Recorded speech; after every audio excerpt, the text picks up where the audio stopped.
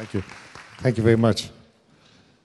I'm Big Mac. I've been married to the brain for 25 years. 26, sorry. Oh. I'm the subject of most of the books if you want to buy the books. I welcome our friends from Holland. I mean, living in South Africa, we were founded by the Dutch. I would translate for you, but I think it'll take a long time. But I say, gaan het goed allemaal? Hè? Welkom hier vanavond. Hè?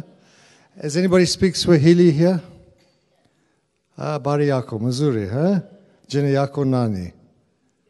Mazuri sana. Huh? I spent many years of my life in a place called Oleondo in Tanzania, so when I see those pictures there and I hear of what David is doing there, I'm so encouraged. It's really a wonderful thing. It's a beautiful country. I encourage you to visit there. I happened to live on the Serengeti Game Reserve for many years, so it was really, I went to school in Arusha, Moshi, yeah. And learned to speak Swahili before I spoke English. So I won't translate for you. I assume your English is great. I'll work the slides in the back there. I don't want to take up your time. There's lots to go through here. So welcome all of you. Be blessed tonight. Thank you. Thanks. Well, good evening, everyone. You've had a last night and all day today, and you're still wide awake? Good. Well, I'll wake you up if you're not. Switch on your brain. So we're going to get you doing some brain surgery tonight and really getting you doing some serious, getting inside your brain without the blood. Isn't that great? So you'll do brain surgery without the blood, but it can be painful because, we don't really like changing our mind very much, but God tells us that we're supposed to be constantly in a process of renewing our minds. I'm a cognitive neuroscientist and communication pathologist and audiologist, and I've spent years studying the brain, and I was in clinical practice for 25 years, and now I go around the world teaching and preaching, literally around the globe, teaching and preaching on this concept of brain science and the Bible, showing you how the science is catching up with the Bible, and also more importantly, God made everything, and science is a description of everything that He made. So science should be in the church because science is God's stuff, and we should be using it as another way of understanding Him and admiring God. So I don't practice anymore. I now do this and teach and preach, and we do conferences, and it's just so exciting to see the transformation that happens in the world and around us. I mean, people recognize the power of their mind. It just changes. It makes you want to go and help those orphans. It makes you just want to go out there and just do what God called you to do. When you realize that when God says you have a love, power, and a sound mind, He wasn't joking. He really wasn't joking. And I have had the privilege as a scientist. I mean, I'm not a pastor, but now I preach, most Sundays I'm preaching in churches, teaching this message because God has shown me as a scientist that He's there, He's in everything, and that science is a tangible way of getting closer to Him. So it's just a great way of understanding Him in a deeper way. And I hope in the short time that we have together tonight that I can convey some of my passion and excitement and enthusiasm and encourage you to recognize how God really has made you truly, profoundly, and wonderfully, and uniquely, and magnificently, and how brilliant we are, and how He's designed us to be able to fulfill what He's called us to do, and to help those that need our help. Okay, so the supporting ministries like this and getting out there and using what you have to help others will increase your intelligence. That's a scientific fact. The more you help others, the more you will increase your intelligence. The more you will increase your health and your longevity. That's brain science. And God has designed everything about us to serve Him. And I'll share some of those truths with you tonight. I'm going to be jumping across a lot of different things. You'll be able to follow. I do talk fast. I cover a lot. I do not expect you to take in everything that I tell you tonight. I'm laying a seed, I'm laying a foundation, and I strongly encourage you to take this word and this message and lots of words that I'm going to share and really think about this stuff. If you don't do anything with what I tell you tonight, within 24 to 48 hours, it's going to be gone out of your head as hot air. Because as you are listening to me now, at 400 billion actions per second, you are building thoughts inside your brain, real physical substance inside of your brain, of the information that I'm sharing with you, and of the information that you learned last night and this morning and during the day and tomorrow. But if you don't take the stuff and think about it, you will lose it, because the little protein structures that you're going to learn about this evening will denature, which means that they'll become hot air, literally heat energy, after 24 to 48 hours if we don't stabilize. So I'll teach you tonight that in order to really make a change in your life and really renew your mind, it takes a full 63 days. It takes 3 cycles of 21 days minimum to change a thought pattern, to renew a thought, and that's one. And you are supposed to be doing that for the rest of your life, which means that we should be fixing up at least 17 toxic areas in our life per annum, because 365 days divided by 21, because 21 is the basic time it takes to break down a toxic thought, which you'll learn this evening, and then it takes an additional 2 cycles to stabilize the new way of acting. But if you take 365, divide by 21, you'll get 17. And you might be thinking, well, that's not such a big deal. You might be thinking, wow, that's a lot. Either way, 17 changes in your life in a year is more than most people do in their lifetime, because most people are the same today as they were 5 years ago. We have an awareness. We are aware of, deep down inside of ourselves, we're aware that we need to change. We are also aware and have a desire to change, because we're made in His image, and He made us perfect in His image. And it says in Matthew that we will seek after perfection as He is perfect. So He's laid down within each of us a desire to be like Him. So we're on this process of sanctification, but we get very caught up in the physical world, and we get very caught up in our own lives, and we get very caught up in me, myself, and I, that we forget about the real thing, which is actually getting out of ourselves and getting over ourselves, and getting into His head and letting God guide our lives. The greatest thing we can do in our life is to set up a constant internal dialogue with God. Because if we are in a constant internal dialogue with God, we will not be doing what we want to do. We will be doing what He wants us to do. And that's when change really takes place. But in order to set up an internal dialogue with God, you have to get your mind right. Because if your mind is not right, nothing else will be right in your life. So to help you understand a few of these principles, we've got a lot of brain slides. I have a lot of books and DVDs. I'll refer to them as I'm going along. I've got programs, online programs. I have a TV show that runs every Tuesday on TBN, Wednesdays through Europe, across the globe. It's also the replays are on our webpage. We've got seasons. We do different things over different seasons, and they're all there to help you learn these concepts. And these are life-changing concepts, and these are directly from everything I teach you is based on the science that God has made and Scripture. Everything is based on science and Scripture. I've been fortunate to have been a Christian my entire life, and I can tell you now that I'm more excited every day as I read brain science and as I understand how God has made us in the world. It brings me closer and closer to God. It makes me so excited. I get so excited that my poor husband gets woken up sometimes at 3 a.m, because that's when I do a lot of my writing and my research during the night when it's all quiet. And I'll wake him up and say, listen to this thing about quantum physics. This is... And he's going, yes, very nice. Can you tell me at 7 a.m. when I'm awake? But anyway, so when you get excited about something, whatever it may be, it happens to be brain science in my case, but it brings me closer to God. God has laid a passion down for you. You saw Daniel, you saw David, you've seen people today that have a passion to help orphans. And in their passion, they're getting closer to Christ. So God's laid down a passion in each of us, and we need to find that. We need to allow that to come out of us. And if our mind's not right, it won't. And we won't do, and we'll always be dissatisfied, and we'll walk around whiny and moany and complaining about all the things that are happening to us, and turning around and looking at everyone else and wanting what they've got. Meanwhile, you make a lousy someone else and you make a great you. And if you keep whining and moaning and wanting what everyone else has got, guess what? Your brain is busy dying, because your brain is not designed for that. And your brain controls your body. So your body is affected by what you're saying and what you're doing and how you're thinking.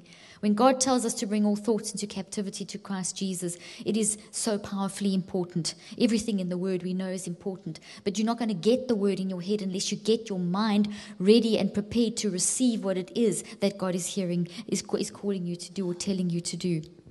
So we all know that we need to renew our mind. We all know that renewing of our mind is an ongoing process. We all know, we've read the scripture, bring all thoughts into captivity. We know all these things. So let me teach it to you from a different angle tonight. This book over here, this blue book, is my latest book. It's got a lot of the science that I'm going to refer to tonight in here. I have tons of books. I have books that My apologies. Thank you. I have so many books that precede this as well, that all the books cover different concepts. I take you deep in each book. So please don't feel overwhelmed tonight.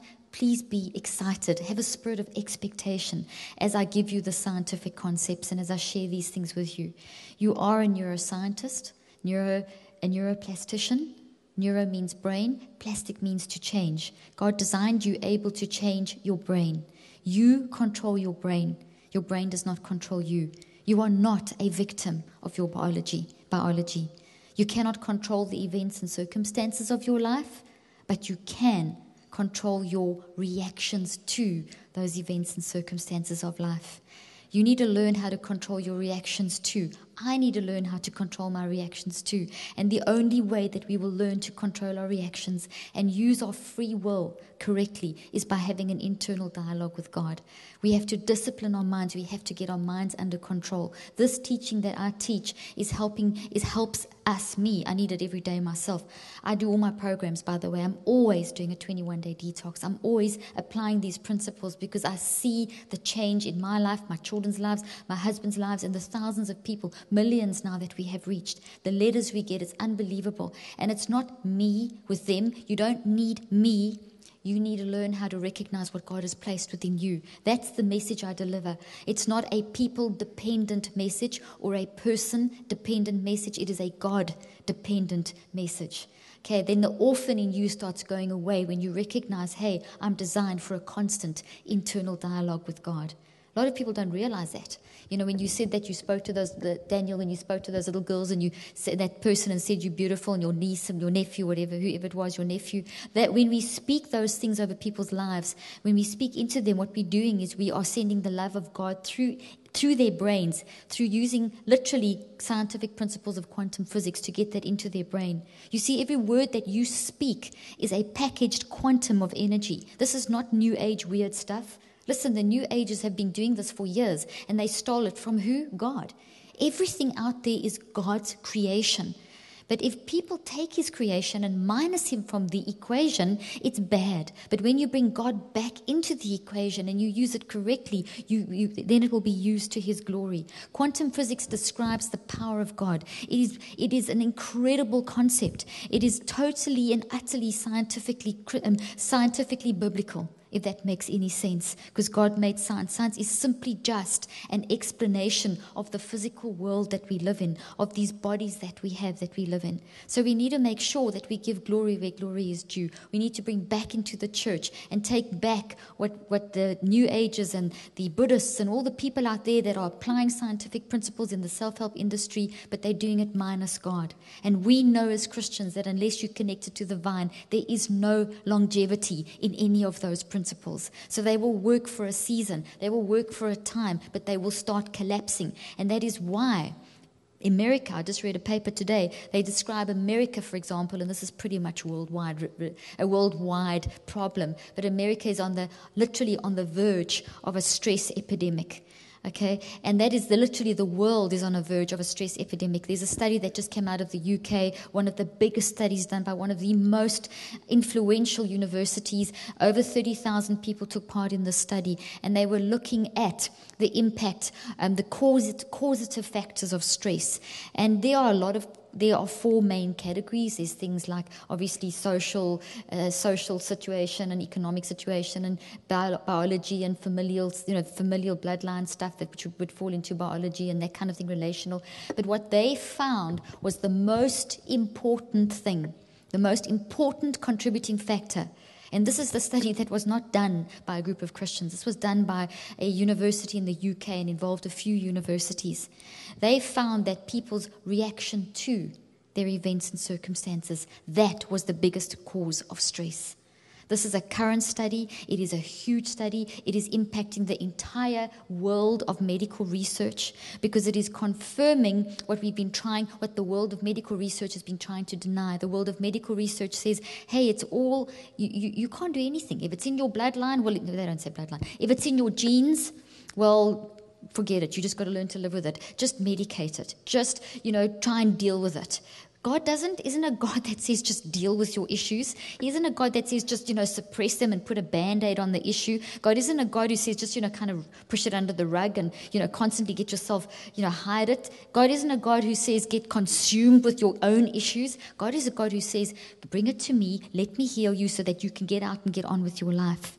So medicating and seeing us as victims is not the answer. And the study has shown that even things that have come through, and I'll show you this tonight as well, that the way that you are reacting, in other words, the way that you are thinking, the freedom that God gives us to think and to choose, That is what is the greatest cause of stress in this world today. And stress, there are 3 types of stress. Stage 1, stage 2, and stage 3. Stage 1 is good stress. Stage 1 is when you are thinking, focused, and doing what you're supposed to do, when you're alert and you're building networks in your brain and you're processing life and everything is going well. But when you make a wrong decision, when you use your freedom to choose incorrectly, like it talks about in Galatians 5:19-23, and I'm going to read it from the Message version sometime over the course of my talk to you. But when you use your freedom to think and choose incorrectly, that is an incorrect reaction, and it's captured inside your brain physically, because every thought you think becomes a physical reaction inside of your brain. The quantum energy you generate when you are thinking and the quantum energy you generate when you are speaking has a physical substrate representation inside of your brain. And if it's toxic, your brain can't handle it, because nothing inside of your brain and nothing inside of your body is designed for anything toxic.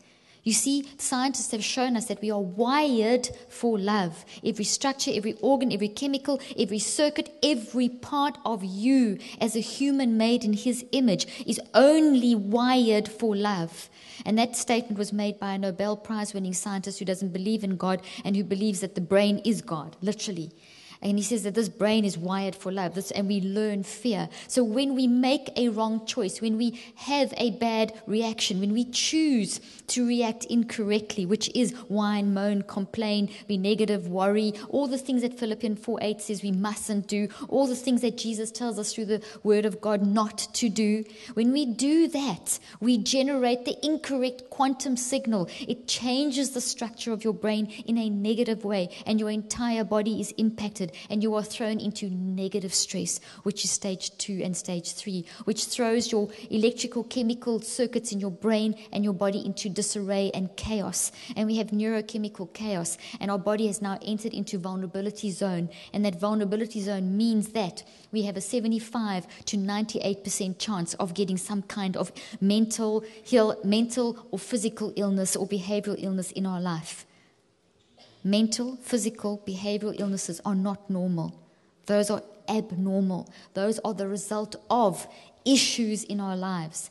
This is not stories that I'm telling you. This is statistics. And I have had scientists that haven't read these statistics challenge this. And there's proof all over. If you just have to my book is full of statistics for you, full of references showing you what the medical community is saying now, which is what this UK study has also just said, that's just come out. 75 to 98% of current mental, physical, and emotional illnesses today come from our thought life.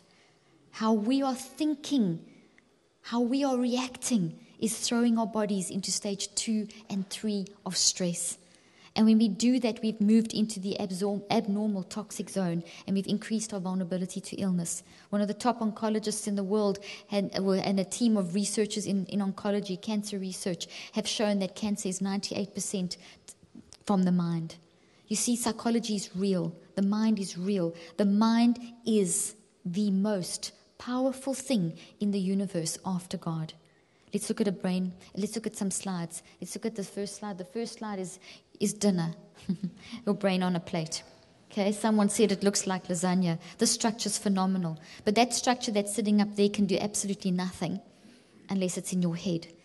On that plate, it's not generating any energy. It's not generating any thoughts. We can just see the result of thoughts, because if we go inside, we'll see the structures and the networks of your thoughts, which I'm going to explain as we're going along this evening. But that brain on that plate is just a brain on a plate, a phenomenally complex organ. And it should be a complex organ because it's housing the result of complex minds. We have brilliant minds. And our brilliant minds are made in the image of a brilliant God. If anyone ever spoke anything else over you, they were lying. They didn't know what they were talking about, because you are brilliant. You're made in the image of a brilliant God. But that brain cannot generate mind. Did you hear what I said? That brain cannot generate mind. That brain simply houses the result of the mind. Let's look at the next slide. You're a triune being. I know you know this. Just track with me. You're a spirit, soul, body. Okay, we know that. Okay, so how does this work? Let's have a look at a little bit of the kind of breakdown of this thing. Our spirit is our intuition, where truth is laid down, where the Holy Spirit lays down truth, where the Holy Spirit speaks to us. It is our conscience, which is, as we know, right and wrong. It's also, conscience also prompts us to an understanding of the holiness of God. If you really, really seek after a revelation of the holiness of God, you will be astounded at how differently your conscience works. It's not I've done something bad. It shifts to, I've stepped out of alignment with God's will. It's a very different kind of way of looking at sin. Okay, when you have a revelation of God's holiness, but that's in the spiritual part of you. And then you have communion, which is worship, which is the highest part of you. It's what we were designed for. God made us because He wants us to be in relationship with Him. He wants us to have, and He gave us an intelligent mind to communicate with Him. Worship is what we were designed for. It is the highest part of man. Then we get the soul, which is the intellect, your ability to think, your will, which is your ability to choose, and your emotions, which is your ability to feel. So your thinking, your choosing, your free will, your intellect, your emotions, all that stuff is in your soul. And then there's your body. Body is also made of 3 parts, ectoderm, mesoderm, and the endoderm. And those 3 parts form all the different parts of the body. And the body is the physical third part of you. Now, the way we understand it scripturally and scientifically is that, and all the science confirms this, is that your spirit controls your soul, and your soul controls your body. Your body is the third in the row, not the first one. Your spirit, your body is doing the will of the soul and the spirit. If you're not born again, you have a spirit, soul, and body, but your spirit, as you know, is unregenerated. So you are floating around unconnected in the world, buffeted by the lies of the enemy and the world that you live in. Okay, so when you're not born again, you are very vulnerable. Your spirit man is not regenerated, as you know. When you get born again, your spirit is regenerated, so you plug in. I'm just painting a picture for you. So instead of you bobbing around like this and being knocked around by the waves of life, you are now plugged in and connected to the Holy Spirit. So now, suddenly you really are alive, regenerated, born again spirit, and you've plugged into the Holy Spirit. So now the Holy Spirit will speak to your spirit, which will speak to your soul, which will speak to your body. That is the correct order. We live in a world that worships the created instead of the creator. So they worship the brain, they worship the gene, they worship whatever they can find that's physical. It's been happening for many years, as we know. And currently, the worship is people are worshiping the brain and the genes, the genetic code and the human genome and all that kind of stuff. Because they see biology and they see the complexity of the brain and they think, wow, the brain produces mind. And there's many arguments that go on in the world of science saying that brain produces mind, and versus mind changes brain. But all the research, every single piece of research that comes out of this world of neuroscience shows that first we think, signals are generated, and then physical change happens in the brain. You see, your soul realm is in between the spirit and the body. Your spirit, as you see, it's those 3 parts. God first made your spirit. He designed you, your perfect spirit. He then formed Adam from the earth, as we know. And then only when God breathed the breath of life was the soul created. Soul was the connection between spirit and body. And it's in the soul that God laid down a love, power, and a sound mind. Nowhere in the Bible does it teach that we have a depressed mind, an anxious mind. Nowhere in the Bible does it teach that we were born to fail, that we were born to not succeed, that only some succeed and others don't, that it's okay to not be perfect. Nowhere in the Bible does it say that you should be saying about yourself, oh, I'm not perfect. No one's perfect. We think we're helping each other. And I cringe every time I hear a pastor or a leader saying, hey, you're not perfect. It's okay if you sin. It's not okay. You are perfect. You are made in the image of a perfect God. And with your free will, you choose. And when you make choices, they become physical substrate, which changes the structure of your brain in the wrong direction. And then you are operating from what you build inside of your brain, the way God has designed you. Yes, spirit controls soul, controls body. And so your thoughts come first. Go and look in the Bible. There's more than 300 scriptures that describe. In fact, there's a lot more than that. I've got to the count of about 300 500 so far, that show that thoughts precede words and actions. What you say and what you do is first a thought inside of your head. You think and then you say and you do. And as you think, you are either being informed by God or you are being informed by the enemy. There is no gray zone. There is no other information. There's only information from God, or there's information from the enemy. And the enemy speaks through people, through media, through all kinds of stuff, as we know. So you are either listening to that and building that into your brain, or you are listening to what the Holy Spirit is saying to you and what God has told us in the Word, etc. So you have to make that choice. And God has given you a freedom to choose. And we're not a robot. He could have made us robots. He could have made us quite easily just to worship Him. He didn't have to give us free will, but He gave us the gift of intellectualizing with a powerful mind and creating change in our brain, and that brain produces the words and actions that we speak. As a man thinks in his heart, so is he. In this case, heart is referring to the mind. Okay, so out of the abundance of the heart, the mouth speaks. I mean, we know those scriptures so well. They take on a new meaning when you look at it through the world of science. You see, we are responsible for what we put inside of our brain. We are responsible for the thoughts that we have. We may not think we can see them, so they're not important. So we may be speaking all this great stuff that we know everyone wants us to say, and we're trying to be a people pleaser, and we're speaking because we're in a church, and if we don't speak the words of faith, then everyone's going to think we're so evil. But meanwhile, you are not even thinking those thoughts. That is called cognitive dissonance. That is not truth. Cognitive dissonance is when I say what I think I should be saying, but actually I believe something else. The intent of your heart is what God looks upon, and the intent of your heart is the root of what you are saying and what you're doing. And what is that? Is that the truth, or is it from the enemy? Which probability have you chosen? Deuteronomy 30:19 says, I lay before you life and death. You know the scripture. Blessing and cursing. Choose life, so that you and your descendants may live. That incredible scripture is foundational to so much stuff as we know. But it's also the definition of quantum physics. Isn't that cool? How can I say that? Well, the Copenhagen definition of quantum physics says the following. You, the observer, outside of the system, you, the observer, have the power to collapse. I'm just elaborating it a little bit and making it a bit easier to understand. You, the observer outside the system, have the power to collapse a probability into an actuality. What does that mean? It means that me, you, we, us, what we think and what we choose, that happens. Life is filled with probabilities. On this side of the stage are all the negative probabilities, all the toxic probabilities, represented by this little pathetic toxic thought. I had a great one and I lost it in a hotel somewhere in Miami or somewhere. So I've got this little improvisation till I get my nice big one. I don't know if anyone has seen my big one. I have it on TV. I had it dragged it around the world for 5 years. Anyway, this represents the toxic zone. This represents the healthy love zone. The toxic zone is where the enemy resides. It's where the probabilities and lies of the enemy is. In the life that we live, we're exposed to those. Probability is something that hasn't yet happened.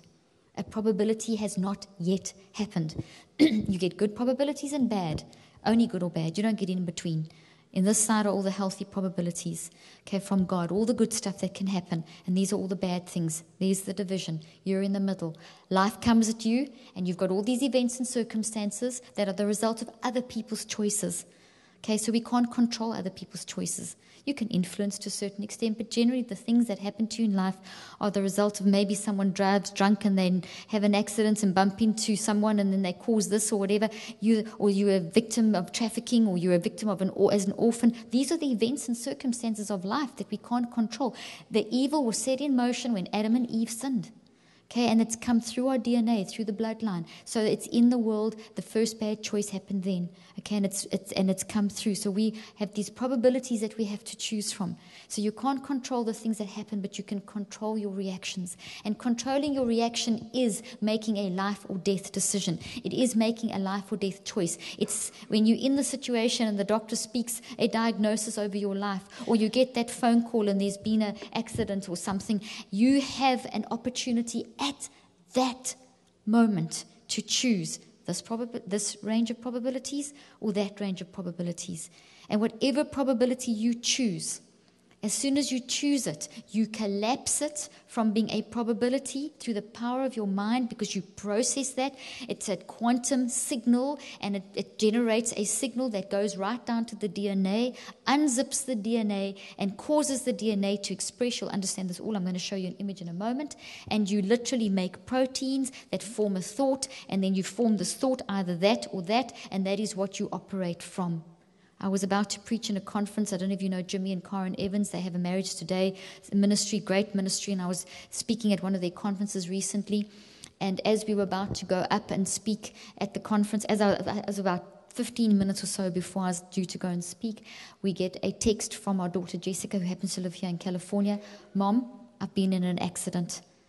And she'd been, at first I saw a missed call. Now I had a choice to make at that moment. I heard a talk from Gloria Copeland many years ago when we've got 4 children, when Jessica was just a little tiny baby, not even 8 months old or something. And she said, the fear for your children is the beginning of their destruction. And I knew that carried me through as a mother all the years as the children are growing up. You know, it's the hardest thing when they're not there and you can't control everything in their life. You have to learn to let God control. I use that example to say that I had a choice to make. Mac and I had a choice to make at that moment. Were we going to panic and fall apart and not preach and go down the wrong road, or were we going to speak life immediately? Because Mac and I got the text at the same time. We looked at each other and immediately held hands, immediately just prayed. Not that we were saints, believe you me, my heart was jumping out my chest. I wanted to run and scream and say, I got to go, my daughter's, all the negative, what could happen? Is she alive? Is she this? Well, obviously she was alive, she texted me. But, is she hurt? What's happened? All these things that go through your mind. And as I was praying, I text back, are you hurt? My legs are sore. She texts back to me, and I said to Mac, and by that time, Mac and I whispered to the pastor, listen, we've got to go out. Our daughter's been in an accident. And we shot out to the back. Long story short, spoke to her. It was an accident. She was fine. She'd rear-ended a car in your nice California traffic, and it wasn't really her fault. The highway just come to a stop. She had hurt herself, but it was all fine. God was in control. But the point I'm making is it could have gone the other way.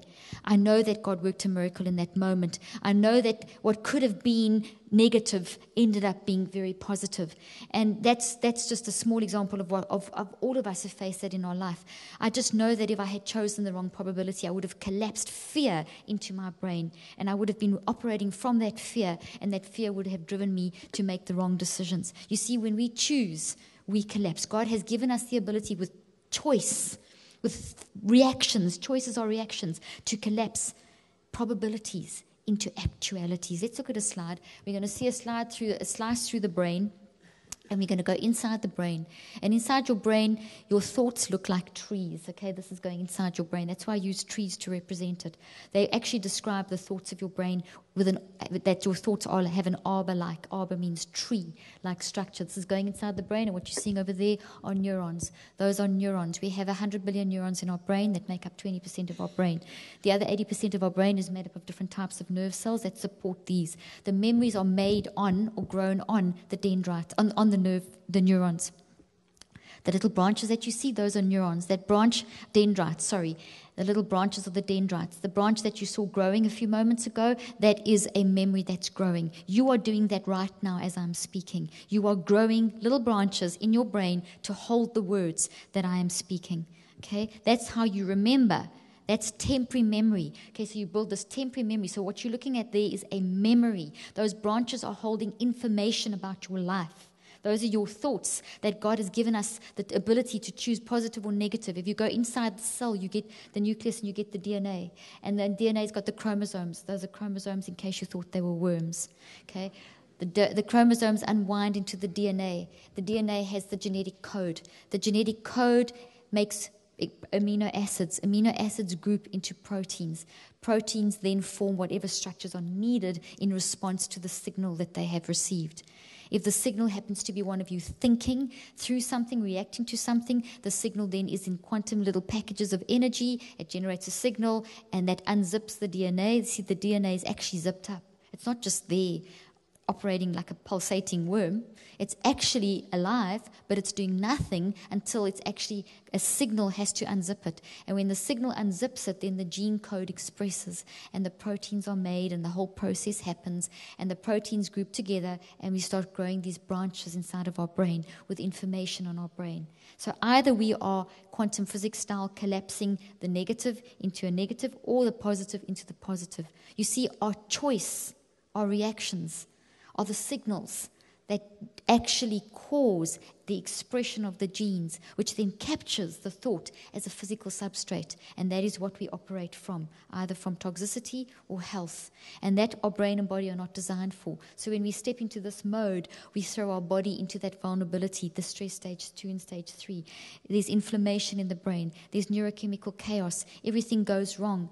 Your whole immune system recognizes this in the same way as if it was a physical injury. So if you had a virus or a physical injury inside of your body, your immune system would start sending out inflammatory factors to start bringing healing to that place of damage. The same thing happens with a thought. Your body is designed to respond to a toxic thought, the psychology, in exactly the same way as the physical biology of a virus or a physical injury. So your thoughts are real things. For years, the enemy has captured this world of psychology and psychiatry and made it out as though it's all in your head. So it's not really real. It's more real than anything that you've ever imagined, because it is the thing behind what we physically see. It is the root. Our thoughts are the things that we have the power to generate. Now, you're designed to only make healthy thoughts because you're made in His image. But your choices build these things. And so we wire all this negativity and bad ways of reacting around the healthy. And I'm going to show you, Max is going to jump through a couple of slides because I'm going to show you an image of my theory. And please don't think I'm going to spend hours. I have a theory, a scientific theory that I've developed over many years ago, and it's accepted around the world. It's a theory on how we think. The only reason I'm showing you this is because I want to show you this is a scientific theory, but it's based on spiritual principles, which is what I do with everything, okay? So Mac is going to get to it now in a moment. There we go. Okay, all you do is look at the colors.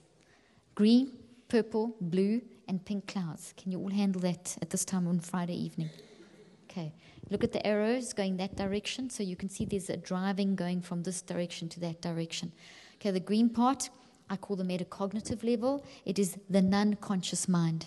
The non-conscious mind is responsible for 90 to 99%. And when I say 90 to 99%, when I developed this theory many, many, many years ago, my understanding at that point was that our non-conscious controlled 90% of who we were, which is also a lot. Now we understand with more advanced science that it's actually around 99%. In fact, some scientists say it's 99.9%. What I've just said is profound. Okay, it's profound. Your non-conscious mind is very big. What is your non-conscious mind? Remember spirit, soul, body?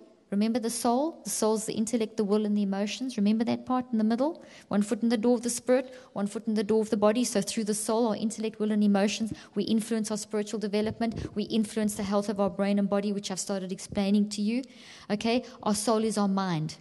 Okay, soul, mind, realm, same thing. Our mind can be divided into the conscious and the non-conscious mind. That's what this image up on the screen represents. The non-conscious mind is your metacognition. That's what I call it. Okay, metacognition is not thinking about thinking. It's a lot deeper than that. Okay, it's the storage. You've been building thoughts since you were in the womb. So it's all the thoughts that you have been building and changing and adding to over the years. And just in case you're worried that you're going to grow some trees out of your ears, I promise you won't. You have 3 million plus worth of years, 3 million years plus worth of space in your brain. I mean, you are brilliant. You have so much space to build so many memories. And moment by moment of every day, as you think, you are changing the landscape of your brain. Isn't that amazing?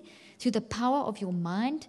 And if you're doing it in the right direction, all the healthy things happen. But when you're doing it in the toxic direction, you're sending out all this inflammatory response. And if you don't get your thoughts under control, if you don't forgive, get rid of that bitterness, get rid of that wrong perception of yourself or whatever it may be, or get that irritation or that whatever, you are actually keeping the immune system in a state of constant alertness. So you secrete too many inflammatory factors. It's abnormal because your brain is designed to to have a temporary inflammatory response. Healing takes place. That's recaptured back into the body and reused. God's very organized, very ordered. Everything's recycled, reorganized. Incredible design that He's put together. Incredibly intelligent design that He has created. But if you disrupt that design through wrong choices, then the inflammation doesn't go away.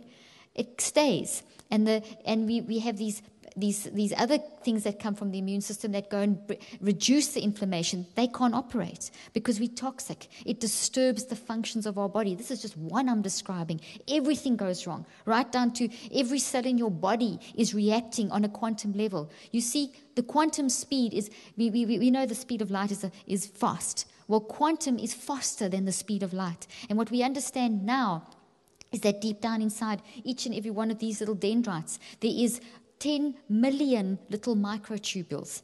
Now, you have okay, here's some numbers. You don't have to remember them, but just get a feel. 100 billion neurons in our brain, that's only 20% of the brain.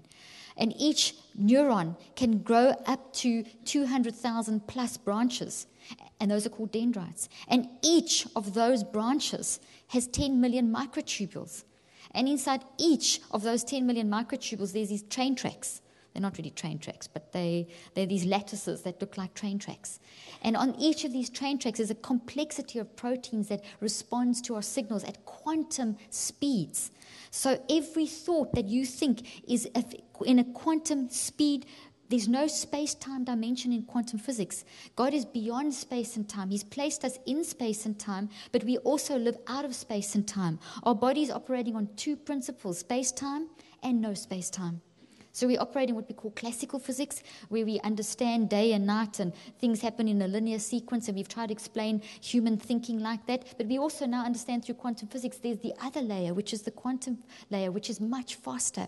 And it's happening, the past and the present and the future all get muddled up together. And that's why you can pray for people that maybe you had a child in your womb and you weren't born again when you had your child in your womb, and they've grown up to be a big mess, and now you're born again, and you hear that praying for your child in the womb was a good thing, but you think, well, how now can I pray for my child because my child's now whatever? It's too late. It's never too late. Because of the world of quantum physics, when you pray, God changes something in time. 30 seconds of praying for your child as though that child was back in your womb, God does it. He changes things. We can't understand it. And the world of quantum physics is starting to explain these principles of where time has past, present, and future kind of all just gone. And things happen fast, and every part of your body is impacted. And not only is every part of your body impacted by every thought that you think, but other people that you are in relationship with are also impacted. We are entangled with other people. We are in entanglement with other people, which means, and that's another law of quantum physics, the law of entanglement. One of the main laws of quantum physics says every single particle operates like a particle in a wave, and every single particle is entangled in each other's lives. What does this mean in simple English? This means that we affect each other, the ones that we are in relationship with, and the world around us. So we are actually in relationship with everyone. But if you have a direct relationship, you have an issue with someone and you haven't forgiven them, and you think you can just hang on to that, let me tell you something else. That unforgiveness looks like this. You have got an autoimmune response happening in your body. You are going to respond in some way. I don't know. They haven't, because of our uniqueness, no one will ever, and because of our genome and how our genes express themselves, which is our phenotype, is so totally unique. I can't tell you that if you don't forgive your friend for this, then you will get this illness. No one can do that. People ask me all the time, I have psoriasis, I have this, I have that. Do you think this thing caused it? I don't know. Ask the Holy Spirit. All I do know is that when you step into this zone, you're going to get something. And that's something we don't whine and moan and blame God for, because He said, choose life, so that you and your descendants may live. So if we're in a place of sickness, and we've all made wrong choices. If there's anyone in this room who thinks, hey, this doesn't apply to me, please come up now so we can cast the lying spirit out of you. Because we've all stepped into this zone. We've all forgotten about God and conveniently ignored Him and reacted to event and circumstance when we know we shouldn't do it. And we built these things in, wired it in, made a mess in our brain, put ourselves in the state of vulnerability and caused issues in our life. Okay, so we can change this. We are designed to change our brain. And that theory that I was showing you, Max is going to go back to that now, and then I'm going to show you some other images to help you understand this concept a little deeper.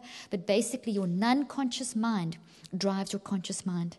And whatever you think about causes that DNA thing to happen, and the little proteins form, and you build a thought, and that goes into an unconscious mind. And as you think about it, over 21 days, it takes 21 days, there's a whole science, and I don't have time to teach it to you now. It's in depth in my books. I have an online program which teaches you the concepts, and there's all the sciencey stuff behind it in my books as well. But basically what science has shown us is that it takes a full 21 days to convert a temporary memory, which is what you're building now, which is at what we call the synapse in the brain, where the connections between networks occur, between dendrites and axons and all that stuff occur. And then, but what you have to do is you have to think it through. You have to daily think for at least 7 minutes a day about those concepts. And when you do, you start driving a different type of protein to carry that memory. It's called a nanopoodle. Looks like a little poodle. It's actually called a CAMK2, but it looks like a poodle, so it's been called a nanopoodle.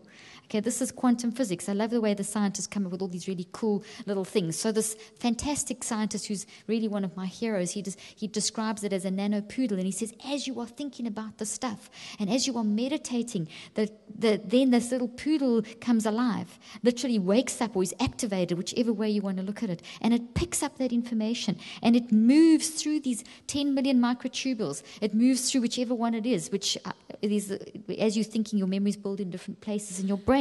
And as it moves along, it kind of deposits this information into this railway track, which is like a lattice. And the harder you think, the more it's deposited, and the more the form becomes more solid, etc., and you get all these little signals on the way. And like a little traffic light.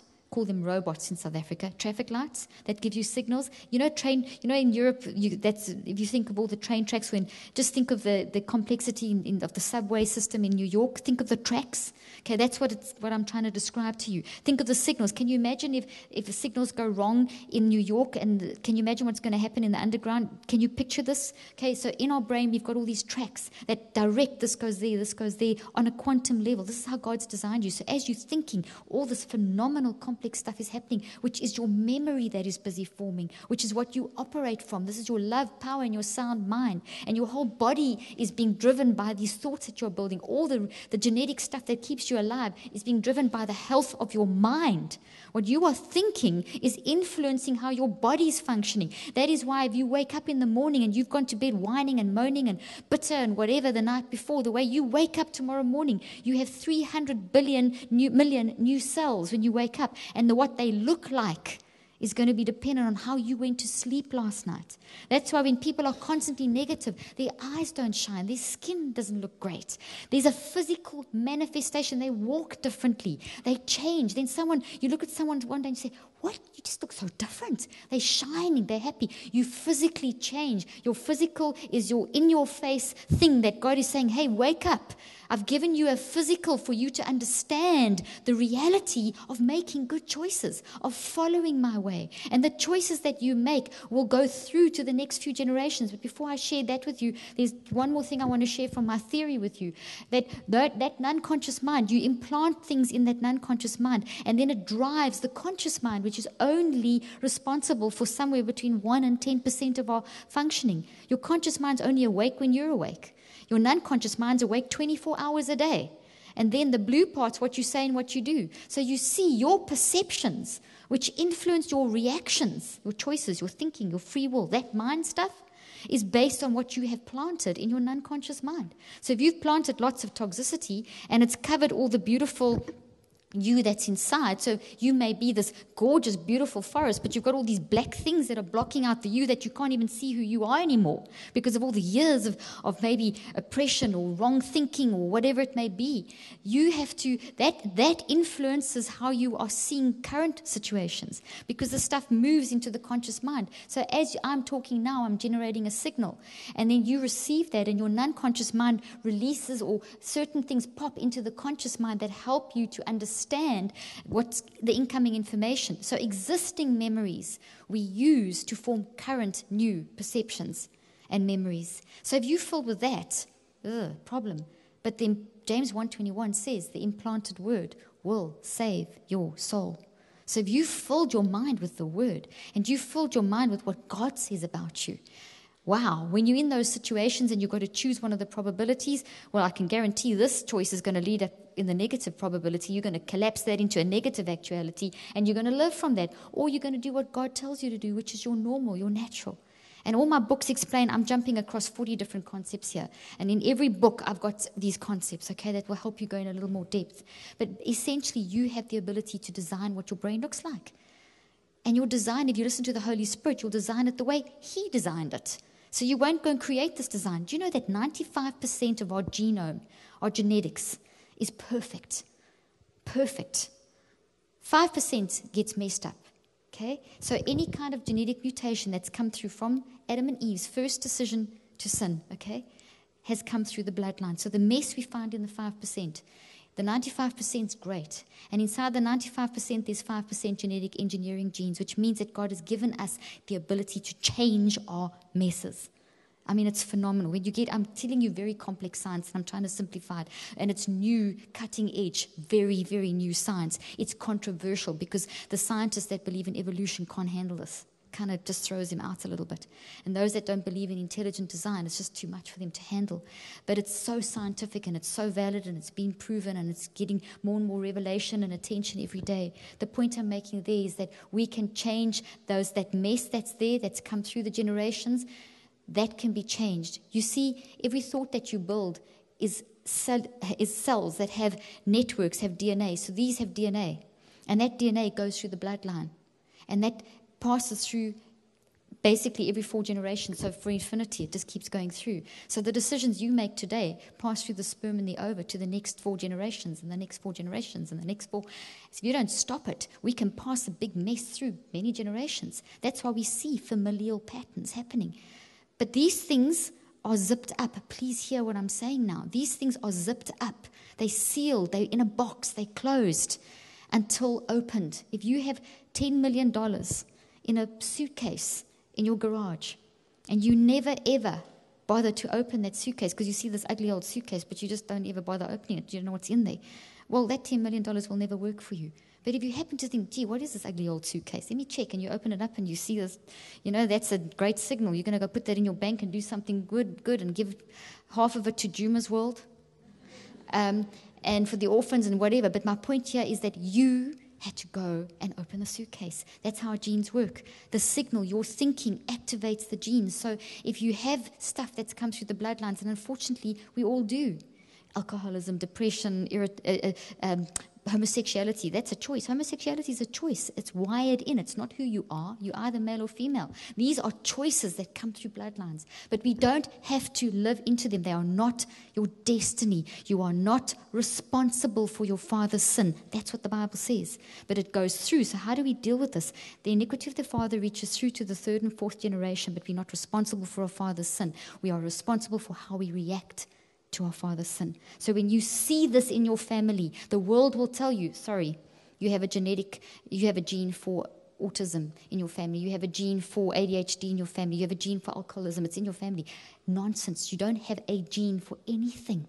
You don't have a gene for cancer. What we have is deformed and mutated things that come through the generation and can manifest as that, but they are zipped up. Let me tell you what will unzip, and I was sharing this with a friend of mine who's recovered from cancer, really bad, stage 4, and she's totally healed, but she's got tremendous fear that her daughter's going to get it. And we were talking about this the other day. I said, your fear is the signal that will activate and unzip that gene in your daughter. You and your daughter, if you pass that fear on, in other words, the reactions. So what you can do is either say, oh, I hope she doesn't get it. Let me send her for every year for this and that and these checkups. You can do that. Nothing wrong with doing that. But if you go into it with fear, there's something wrong with that. What you have to do is get rid of it. It can either be activated or destroyed. Your choice. You do not have to have that in your family. We've been told and we have been brainwashed by the probabilities of the enemy using science incorrectly that we are victims. You are not a victim. You are not a victim. And I'm sure in your head you're saying, what about Down syndrome? And what about these things that aren't choices that come through? Those are results of mutations that have come through from Adam and Eve, and they've manifested. So that child, no, I'm not saying that child's sin is that child's Down syndrome is the result of their sin. It's stuff that's come through the bloodline. But God will turn that around. I believe the cures for these things are coming. When we get our mind around how to deal with these things, God will reveal the science that will change these things because He's given us genetic engineering genes. Already we are seeing changes in autism and changes in people that have major problems. Already they're starting to find cures for Hodgkin's. They're starting to find all kinds of things that they said they would never, ever find changes for. God is showing us stuff and revealing stuff. And if you we've got a very good friend. In fact, our research director's daughter has Down syndrome. Do you think he's negative about it? He is speaking every positive thing over her life. He is believing he's doing all the right stuff, speaking over her life, and this child is starting to flourish and blossom. In other words, how we deal with it. If you whine and moan, God, why me? Why did you give me this child with Down syndrome or whatever? That's not going to make things better. It's how you manage the situation, your reaction to that situation. God did not do that to you. It is a result of a fallen world. So go to God and let Him help you manage it. And when you choose like that, you will react differently. If there's sickness in your life, don't go and whine and moan and why this. If you're a victim of something, don't go whine and moan. You'll go back, and you'll fall over. You'll go back to Adam and Eve. You will never understand why you do what you do, let alone what other people do. In other words, if there's an issue in your life, face it, grow up, be mature, face it head on and say, Lord, thank you for dying on the cross, and bring it to God. You see, it's 3 words: admit it, quit it, and beat it. That's what I teach in my programs. That's what I teach in my online programs. And I'm going to close off now by showing you a quick 2 little slides to show you that this 21-day, 42-day, 63-day, these days, these things that I keep talking, these programs, these are scientific things that give feet to renewing of the mind. These are practical, scientific, godly things that you can do that we know change. We know that when people worship, your heartbeat is one. We know that that physically happens. When you were all worshiping earlier on, all your hearts were beating in unison. That's phenomenal. We know that when people worship and pray, that the brain grows more brain cells in certain parts of the brain that protect you against depression.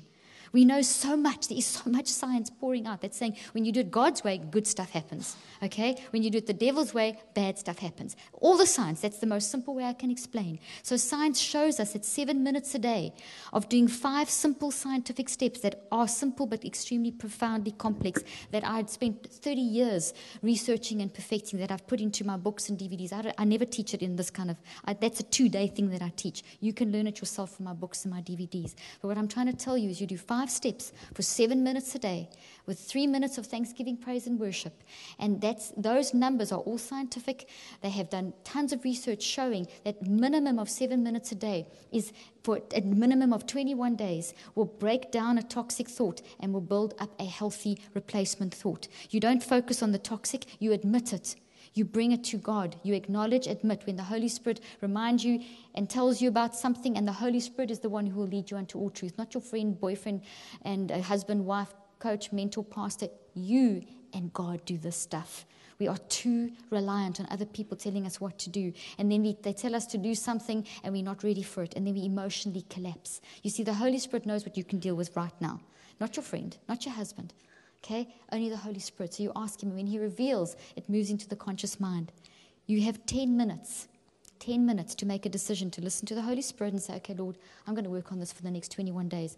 Okay, Lord, well, I'll work on that for the next 21 days because I'm busy with this one at the moment, whatever it may be. If you're driving a car, if you're in a meeting and you can't start doing something immediately, make a note so that you can start working on it in the next 24 hours. If you don't, it will go back into the unconscious mind, which drives the conscious mind, which drives the output, what you say and what you do, and you don't even know it. Okay? The unconscious mind is alive and dynamic, so it'll go back even more toxic than before. So you have a choice. When the Holy Spirit reveals something to you, He's telling you to work on something. Listen, work on it, and start doing something. And that doesn't mean you just give up after day 3 and day 4. Most people will say, okay, Lord, I'm going to work on that. Write down, get all fired up after a conference or after preaching on Sunday or something, and by Tuesday, Wednesday, they've lost it. Or they get that email, then they need an email. Or they're frustrated because that person does something else to them again, and they just kind of give up and they're back at square one. Historically, statistically, we see people give up at day 3 and day 4, but if you know the science, you'll push beyond and you won't keep falling back. And the science shows that to walk along the train tracks, to do that little nanopoodle doing its thing, listening to the signals, that takes 21 days. And when we choose toxic, the signals are all disrupted. And those signals are made of a protein called tau. And that tau protein, if it's confused, it forms tangles. And then the nanopoodles go a bit crazy. And they put things in the wrong places, and we build weird memories, and things go wrong, and we just have a mess in our mind, and we have mental health issues. This is not nonsense. This is science. I'm simplifying complex science for you to help you understand. But essentially what you've got to do is when you think properly, then the signals are operating correctly, and the nanopoodles are safe, and the memories form correctly. But you can't just go that far down the train track. You have to go for 21 days, and each day it goes a little further, and each day it goes a little further, and the memory becomes stronger. After 21 days, it is a healthy, strong memory. So while you are building the new one, it is wiping out the toxic one. So where the old little memory was, it is being replaced with a healthy new memory. We don't focus on the toxic. We acknowledge the toxic. That's the admit. And then for 21 days, we quit. You see, God forgives us immediately, but we have residue. That's why we have to renew our mind. That's why we have to go through a process of sanctification. We all think, okay, I've admitted it, that's it, it's not going to bug me again. Then we think, why am I doing it again? Because you haven't eliminated the habit.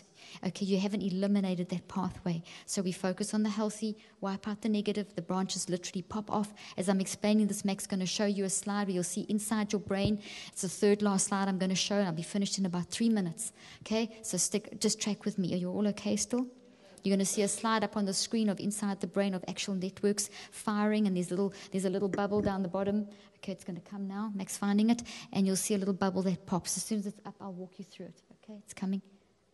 There we go. Okay, so this is actual action inside the brain, activity, it's thinking. If you look where the red writing is, where Mac's pointing, you'll see a little bubble. And as you are thinking, and as you are choosing, and as you are focusing, admitting, and getting rid of this, as you work on it over 21 days, did you see it pop? Let's look at it again. Watch there. Watch that. That's an actual toxic dendrite. And it's going to pop. See that? That is what you do. And it takes time to get rid of all the little branches. It takes time to get the train track organized. You see, it takes time to push through. And science shows us 7 minutes a day, 21 days. It takes 7 minutes to put my makeup on. That's when I do my 21-day detox. Find a time. It's before I do my Bible study, because then my mind is right so that my prayer time and Bible study is different. It's get your mind so that you can receive God. It's get your mind right so that you can get through the day the way He wants you to get through the day. And then once you've broken down the toxic and you've eliminated and popped it, it's been cast into the sea. Mark 11:22. Speak to that mountain and it will be cast into the sea. It literally happens. They pop off and they get cast. These chemicals, neurochemicals and quantum physics principles and all kinds of things happening, and these branches go. And then we have this new little tree, this new way of acting. Now we have to practice consciously using this new way of acting. So how do we form a habit? Not in 21 days. We break down and build the basics. So we do the admit and we do the quit over 21 days. So we admit on day 1, and for the next 20 days we are doing the quit. Now we have to beat. How do we beat? Another 2 cycles of 21 days will beat this thing. We'll keep it beaten down because it's still very recent. It's recent. It can grow back very easily. You can grow this back anytime you want. I wouldn't recommend it. You can grow it back anytime you want, but you have to stabilize the strength of this one. It takes 2 more cycles of 21 days of consciously practicing a minimum of 7 times a day. 7 is a very important number in science. I talk about it in my book. Okay, and you practice using the 7 times at least a day consciously. You will be amazed after 42 days, so this is now a total of 63 days, how you're just doing this now without thinking. But you are thinking, because everything in your non-conscious, you've now implanted something that would save your soul. You've implanted the correct thing. Let's look at a slide up on the screen of who's got a mother-in-law here. Okay, I have a great mother-in-law. You know the mother-in-law jokes? They're always quite funny. So don't be offended, okay? This is a joke about mother-in-laws. I have a great mother-in-law, okay? So it's not my mother-in-law we're talking about here. This is a joke. Okay, so here's your brain. It's a hologram of your brain. You're all looking at me thinking, what is she talking about? Watch the screen, okay? Metacognition is the front of happens very consciously at the front of our brain. Metacognition is the non-conscious mind. But when we are able to stand outside of ourselves and observe our own thinking because of the design of the front part of the brain. So the front part of the brain allows us, when we are consciously awake, to stand outside and observe our own thoughts. So here are some thoughts this person's observing. She hurt my feelings 10 years ago. There's actual thoughts inside of her brain. She never listens. She never stops talking, whatever they may be. I'm going to tell her today how I feel today. These are real thoughts. You can laugh. Laughing is good for your brain, okay? These are real thoughts that are toxic inside this person's brain. But this person knows that that's not the correct way of acting. Let's look at the next slide. Okay, so here is this person. And that's in the middle there. It's her thinking, listen, I know that I've got to forgive. This person's connected to the vine. There's a big tree. That's God. You've got to be connected to the vine. Okay, we've got to be listening to God. So this person knows, hey, those negative thoughts, I can choose more probabilities from the enemy. The enemy saying, look what she's done now. So for 10 years, you've been listening to the lies of the enemy, you chose, you added to them, and you've grown these things, and this is how you've conducted your relationship with your mother-in-law. That's not anyone here, okay? And now whatever you think about the most will grow. So if you are constantly feeding it, it will grow. But you can choose to listen to the Holy Spirit, which says forgive. Forget over that thing. Love her. Cover that. Listen to her if she talks a lot. Maybe you never listen to her, or whatever it is that he's telling you to do. Wherever you direct your attention, that is where the chemicals and the energy of the brain will follow. The brain simply does what you tell it to do. So here's all the energy moving away from the toxic to the healthy. I am going to forgive her. I'm going to love her. I'm going to listen to her. I'm going to build her up. I am not going to do those anymore. So the more you direct your attention, the brain will follow what the mind does. So guess what? Those things start popping off and they are all gone, and she comes for lunch and you are connected to the Word of God and you have built this healthy new thought, and she walks in the door and you give her the first decent hug that you've ever given her. You've changed. And you practice that for the next 7 days. God will give you many opportunities to practice loving that person, even when she's the most irritating whatever. Okay, and you connected to the vine. That is the love, power, and sound mind that you have. God has given you. As I said, I've got books and DVDs. I've got an online program that walks you through with videos and stuff. With that, this blue book explains it. I've got new programs coming out. I've got tons of stuff for free on my webpage. I do anything I can to help people recognize this power. Because when you get a grip of this, your life changes. And not only does your life change, but the people that see you will turn around and say, I'll have what she's having. I'll have what he's having. Be one of those people. God bless you all. Have a wonderful evening. Thank you for being so attentive.